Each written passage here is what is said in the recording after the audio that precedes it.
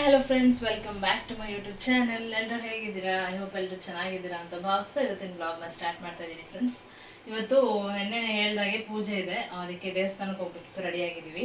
ಎಲ್ಲರೂ ಕೆಳಗಡೆ ವೆಯ್ಟ್ ಮಾಡ್ತಾ ಇದ್ದಾರೆ. ನನ್ನದೇ ಸ್ವಲ್ಪ ಲೇಟ್ ಆಗೋಯ್ತು ರೆಡಿ ಆಗೋದು. ಶಿವ ಅವ್ರು ಏನು ಮಾಡ್ತಾರೆ ಅಂದರೆ, ನಮ್ಮನ್ನ ದೇವಸ್ಥಾನಕ್ಕೆ ಇಲ್ಲೇ ಒಂದು 2 ಮಿನಿಟ್ಸ್ ಆಗುತ್ತೆ ಮನೆಯಿಂದ. ನಮ್ಮನ್ನ ಡ್ರಾಪ್ ಮಾಡಿಬಿಟ್ಟು ಬಂದು ಸ್ವಲ್ಪ ಹೊತ್ತು ಇಲ್ಲೇ ರೆಸ್ಟ್ ಮಾಡಿ ಆಮೇಲೆ ಬರ್ತಾರಂತೆ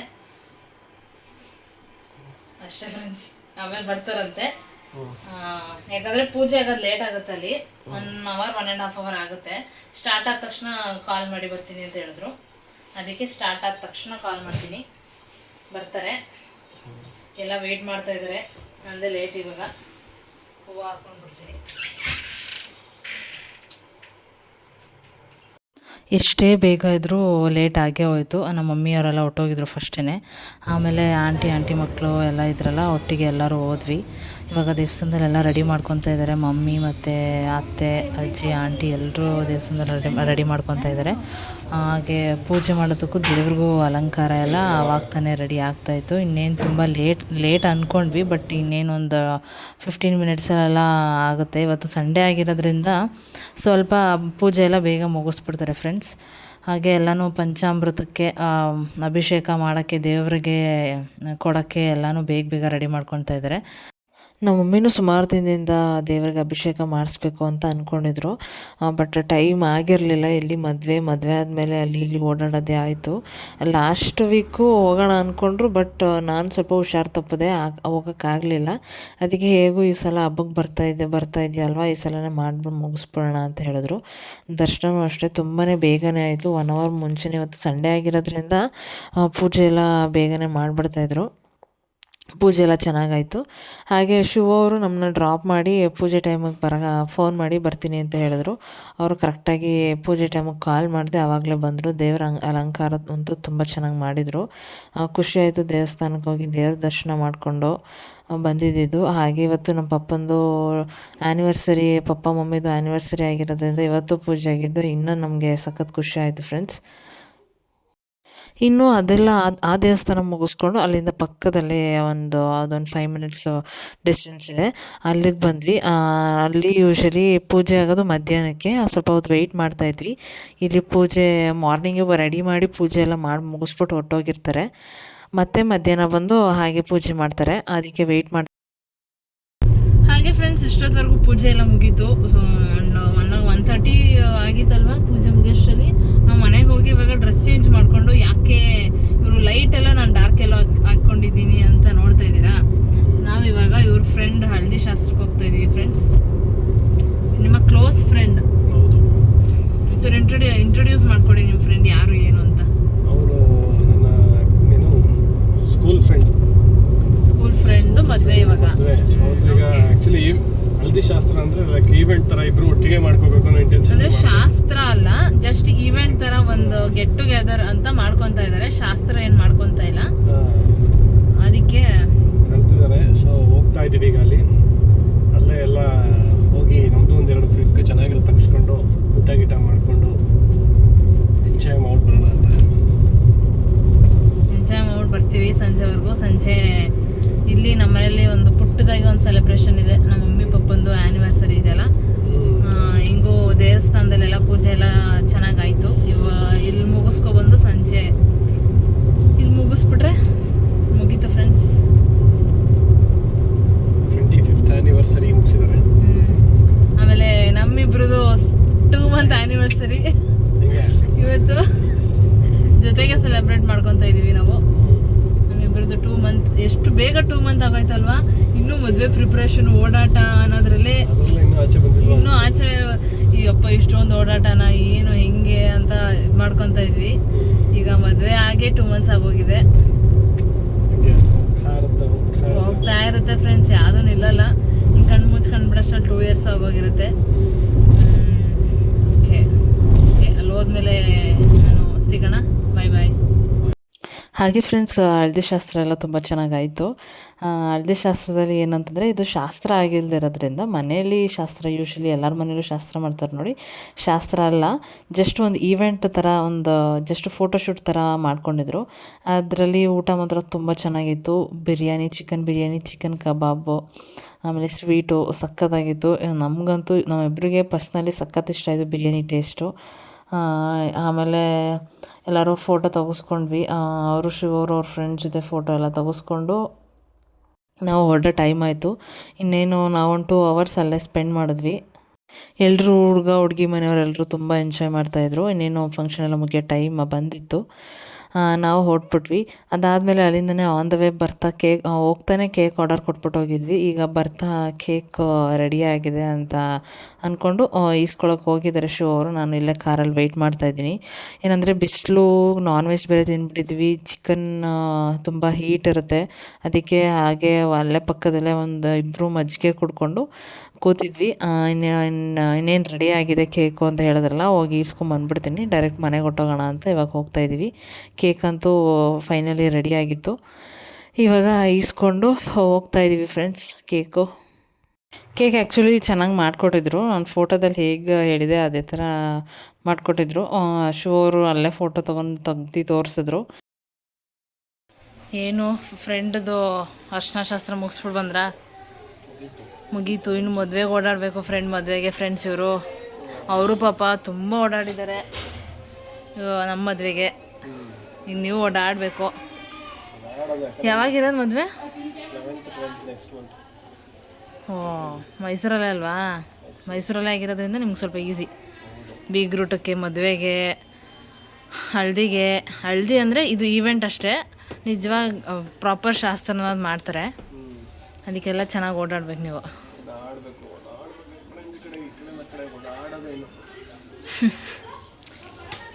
ಏನು ಬಿಸಿಲಲ್ವಾ, ಫುಲ್ಲು ಟಯರ್ಡ್ ಆಗಿಬಿಟ್ಟಿದ್ದಾರೆ ಫ್ರೆಂಡ್ಸ್ ಇವರು. ಏನು ಬಿರಿಯಾನಿ ಚೆನ್ನಾಗಿತ್ತು, ಬಟ್ ಬಿಸಿಲಿಗೆ ತಿಂದ್ಬಿಟ್ಟು ಹೆವಿ ಆಗಿಬಿಟ್ಟಿದೆ ಫ್ರೆಂಡ್ಸ್. ತುಂಬ ಹೆವಿ ಆಗಿಬಿಡುತ್ತೆ ಸ್ವಲ್ಪ ತಿಂದ್ರೂ ನಾನ್ ವೆಜ್ಜು. ಅದು ಮುಗಿತಾ ಬರ್ತಾ ಇದೆ ಬೇಸಿಗೆ. ಮಳೆ ಸ್ಟಾರ್ಟ್ ಆಗೋ ಮೂಮೆಂಟಲ್ಲಿದೆ, ಬಟ್ ಸ್ಟಾಪ್ ಮಾಡೋಕ್ಕಂತೂ ಆಗ್ತಾಯಿಲ್ಲ. ಪಕ್ಕಾ ಬರುತ್ತೆ ಅನಿಸುತ್ತೆ ನನಗೆ.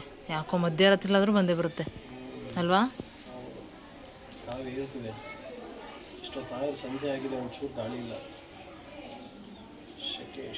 ಹೌದು.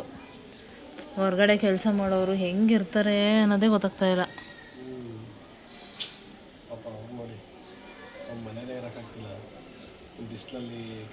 ಹಿಂಗೆ ನೀವು ನಾಳೆಯಿಂದ ಡ್ಯೂಟಿ, 2 ದಿನ ರಜಾ.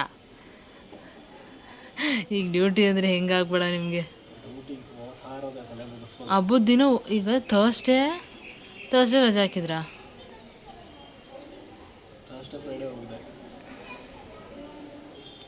ಥರ್ಸ್ಡೇ ಹಬ್ಬ ಹೋಗಿ ಬಂದ್ಬಿಟ್ರಿ. ಫ್ರೈಡೇ ಹೋಗಿದ್ರಾ? ಯಾವಾಗ ಹೋಗಿದ್ರಿ? ಸ್ಯಾಟರ್ಡೇ ನೀವೇ ರಜೆ ಹಾಕಿದ್ರಿ, ಸೌಮ್ಯ ಅಕ್ಕನ ಜೊತೆ ಜೀವಿತ್ ನೋಡೋಕೆ ಹೋಗಬೇಕು ಅಂತ. ಇನ್ನು ಇವತ್ತು ರಜಾ, ನಾಳೆಯಿಂದ ನಾರ್ಮಲ್ ಡ್ಯೂಟಿ.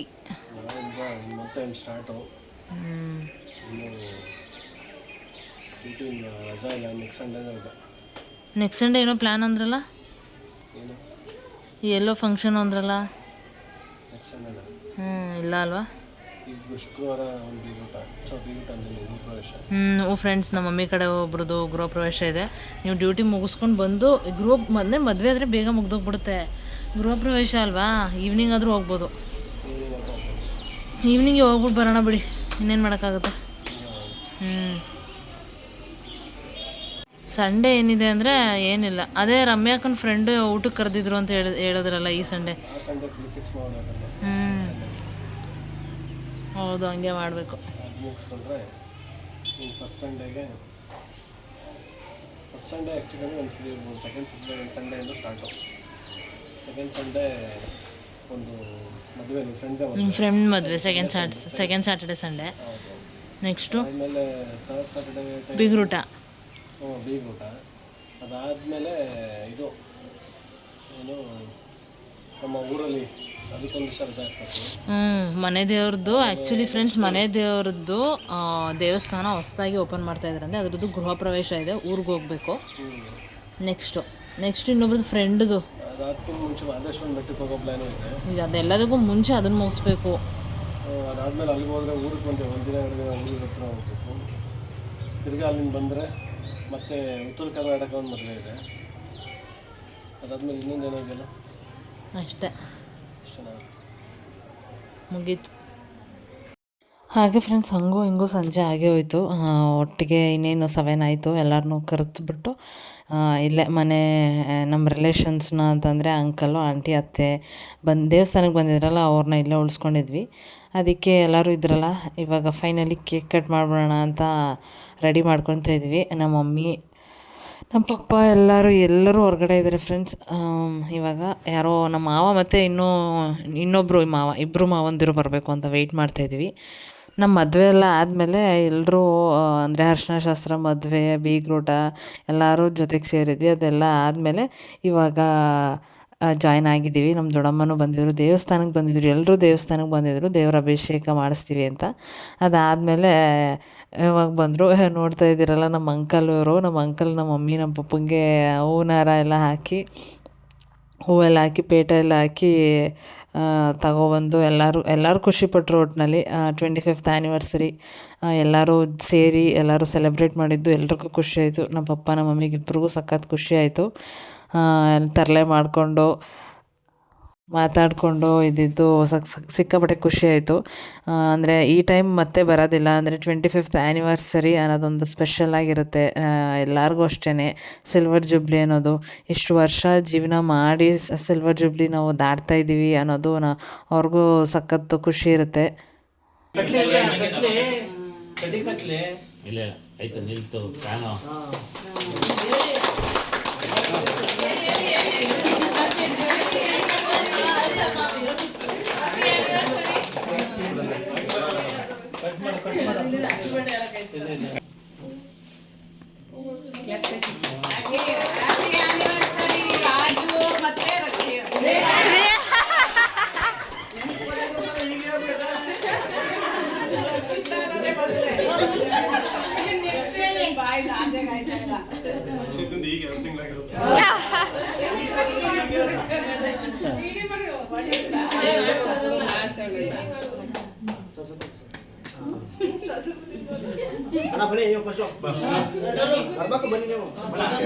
ಹಾಗೆ ಫ್ರೆಂಡ್ಸ್, ಏನಂದರೆ ಎಲ್ಲರ ಅಪ್ಪ ಅಮ್ಮಂದಿರಿಗೂ ಒಂದು ಖುಷಿ ಇರುತ್ತೆ, ಮಕ್ಕಳು ಚೆನ್ನಾಗಿರಬೇಕು. ಎಲ್ಲರಿಗೂ ಒಂದು ಕನಸಿರುತ್ತೆ, ನಮ್ಮ ಮಕ್ಕಳು ನಮ್ಮ ಕಣ್ಮುಂದೆ ಚೆನ್ನಾಗಿರಬೇಕು ಅಂತ. ಹಾಗೆ ನಮ್ಮ ಅಪ್ಪ ಅಮ್ಮನೂ ಅಷ್ಟೇ.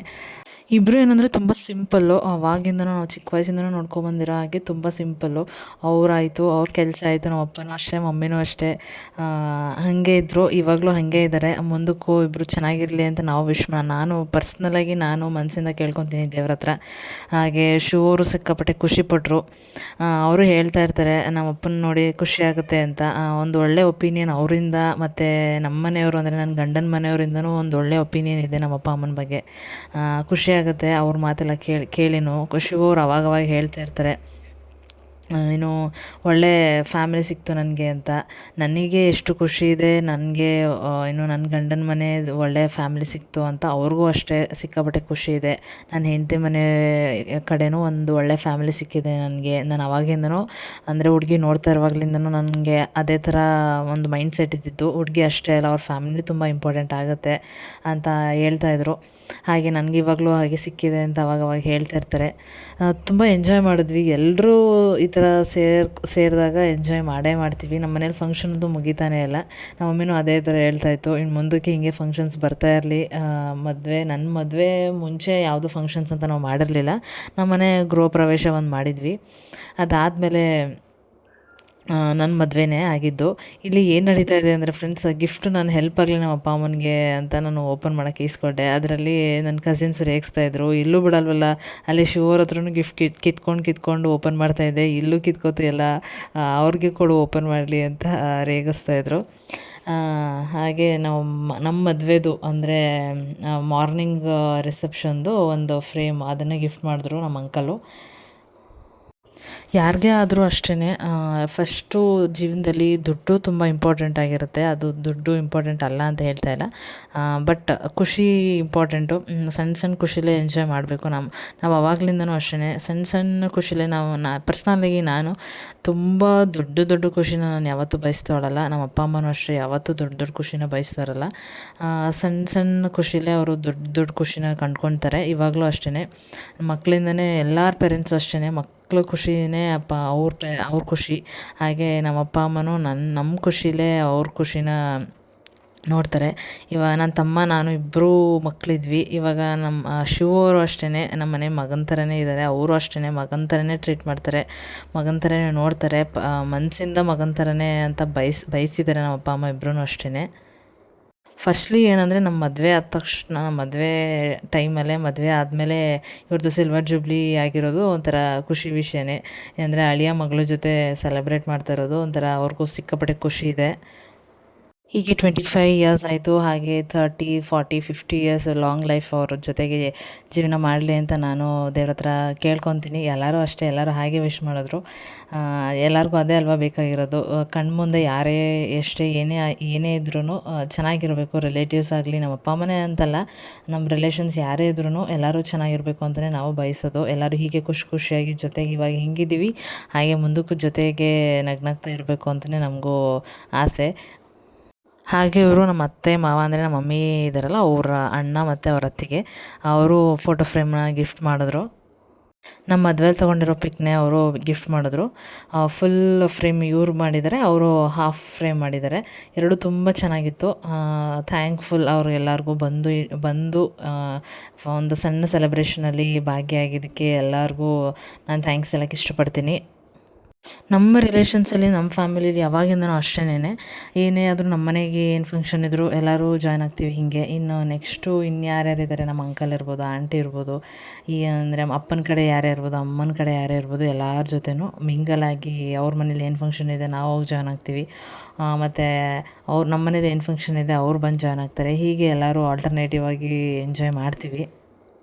ಒಂದು ಏನು ರಿಲೇಷನ್ಶಿಪ್ ಅಂದಮೇಲೆ ಒಂದು ಏನೇ ಇದ್ದರೂ ಒಂದು ಸಣ್ಣ ಪುಟ್ಟ ಮನಸ್ತಾಪ ಜಗಳಗಳು ಎಲ್ಲರ ಮನೇಲೂ ಆಗ್ತಾ ಇರುತ್ತೆ. ಅದನ್ನು ಬಿಟ್ಟು ಮುಂದಕ್ಕೆ ಹೋಗೋದು ಒಂಥರ ಒಂದು ಒಳ್ಳೆಯ ಜೀವನ ಅನಿಸುತ್ತೆ. ಹಾಗೆ ಇಲ್ಲೂ ನಮ್ಮ ಫ್ಯಾಮ್ಲಿನೂ ಅಷ್ಟೇ. ಏನೇ ಸಣ್ಣ ಪುಟ್ಟದ್ದು ಏನೇ ಇದ್ದರೂ ಅದನ್ನು ತಲೆಗೆ ಹಾಕ್ಕೊಳ್ದೆ, ಅದನ್ನು ತಲೆ ಕೆಡಿಸ್ಕೊಳ್ದೆ ಎಲ್ಲರೂ ಮುಂದಕ್ಕೆ ಹೋಗ್ತಾರೆ. ಅದೊಂದು ನಮ್ಮೆಲ್ರಿಗೂ ಖುಷಿ ಇದೆ. ಅಷ್ಟೇ ಲೈಫಲ್ಲಿ ಮನುಷ್ಯರಿಗೆ ಬೇಕಾಗಿರೋದು. ಸಣ್ಣ ಪುಟ್ಟ ಖುಷಿಲೇ ದೊಡ್ಡ ದೊಡ್ಡ ಖುಷಿನ ನಾವು ಕಂಡ್ಕೊಬೇಕು. ಬೇರೆ ಏನೂ ಇಲ್ಲ. ಎಲ್ಲರನ್ನೂ ರೆಸ್ಪೆಕ್ಟ್ ಮಾಡಬೇಕು. ದೊಡ್ಡವರಾಗಲಿ ಚಿಕ್ಕವರಾಗಲಿ ಎಲ್ಲರನ್ನೂ ರೆಸ್ಪೆಕ್ಟ್ ಮಾಡಿ ನಾವು ಮುಂದೆ ಜೀವನ ನೋಡ್ಕೊಂಡು ಹೋಗಬೇಕು ಫ್ರೆಂಡ್ಸ್, ಅಷ್ಟೇ.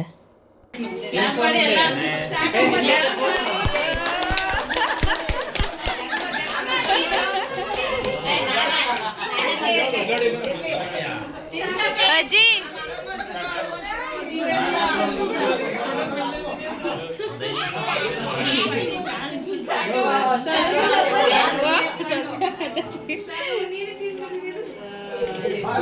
ಹಾಗೆ ನೀವು ನೋಡ್ತಾ ಇದ್ದೀರಲ್ಲ ಫ್ರೆಂಡ್ಸ್, ಎಲ್ಲರೂ ಎಂಜಾಯ್ ಮಾಡಿದ್ವಿ. ಎಲ್ಲರೂ ಮಾತಾಡಿಕೊಂಡು ನಕ್ಕೊಂಡು ಏನೋ ರೇಗಿಸ್ಕೊಂಡು ಯಾರು ಕೇಕ್ ತಿನ್ಸೋಕ್ಕೆ ಯಾರು ಬರ್ತಾರೋ ಅವ್ರಿಗೆಲ್ಲ ಕಾಲು ಎಳ್ಕೊಂಡು ಎಲ್ಲರೂ ಎಂಜಾಯ್ ಮಾಡ್ತಾಯಿದ್ರು. ಇವತ್ತೊಂದು ದಿನ ಅಂತೂ ನಿಜವಾಗ್ಲೂ ತುಂಬ ಸ್ಪೆಷಲ್ ಆಗಿತ್ತು. ತುಂಬ ಎಂಜಾಯ್ ಮಾಡಿದ್ವಿ, ತುಂಬ ಚೆನ್ನಾಗಿತ್ತು. ಹಾಗೆ ಸೆಲೆಬ್ರೇಷನ್ ಮುಗೀತಾ ಬಂತು. ಎಲ್ಲರಿಗೂ ಕೇಕ್ ಕಟ್ ಮಾಡಿ ಕೊಟ್ಟು ಆಮೇಲೆ ಫೈನಲಿ ಊಟ ಆಯಿತು ಫ್ರೆಂಡ್ಸ್. ಊಟ ಅಂತೂ ಸೂಪರಾಗಿತ್ತು. ಎಲ್ಲರೂ ಸೇರಿಕೊಂಡು ಮಟನ್, ಚಿಕನ್ ಮತ್ತು ಕಂಪ್ಲೀಟ್ ನಾನ್ ವೆಜ್ ಫುಡ್ ಚೆನ್ನಾಗಿ ಮಾಡಿದರು. ನಾವು ಹೊರಗಡೆ ಹೋಗಿದ್ದರಿಂದ ಅದೇ ಹೇಳಿದ್ನಲ್ಲ, ಶಿವು ಅವ್ರ ಫ್ರೆಂಡ್ ಹಲ್ದಿ ಶಾಸ್ತ್ರಕ್ಕೆ ಹೋಗಿದ್ದರಿಂದ ಬರೋವ್ರಿಗೆಲ್ಲ ರೆಡಿ ಮಾಡಿಟ್ಟಿದ್ರು. ನಾವು ಲಾಸ್ಟಲ್ಲಿ ಅಲ್ಲೇ ಜಾಸ್ತಿ ಆಗಿಬಿಟ್ಟಿತ್ತು. ನಾವು ಲಾಸ್ಟಲ್ಲಿ ಊಟ ಮಾಡ್ತಾಯಿದ್ದೀವಿ. ಎಲ್ಲರದ್ದು ಊಟ ಆಗಿತ್ತು. ನಾನು ಮತ್ತು ಶಿವು ಅವರು ಇಬ್ಬರು ಲಾಸ್ಟಲ್ಲಿ ಊಟ ಮಾಡ್ತಾಯಿದ್ದೀವಿ. ಹಾಗೆ ಫ್ರೆಂಡ್ಸ್, ಇದಾಗಿತ್ತು ನಮ್ಮ ಇವತ್ತಿನ ಒಂದು ಬ್ಯೂಟಿಫುಲ್ ವ್ಲಾಗ್. ಈ ವ್ಲಾಗ್ ನಿಮಗೆ ಇಷ್ಟ ಆಗಿದೆ ಅಂತ ಭಾವಿಸ್ತೀನಿ. ಇಷ್ಟ ಆಗಿದರೆ ಲೈಕ್ ಮಾಡಿ, ಶೇರ್ ಮಾಡಿ, ಹಾಗೆ ಕಾಮೆಂಟ್ ಮಾಡಿ ಫ್ರೆಂಡ್ಸ್.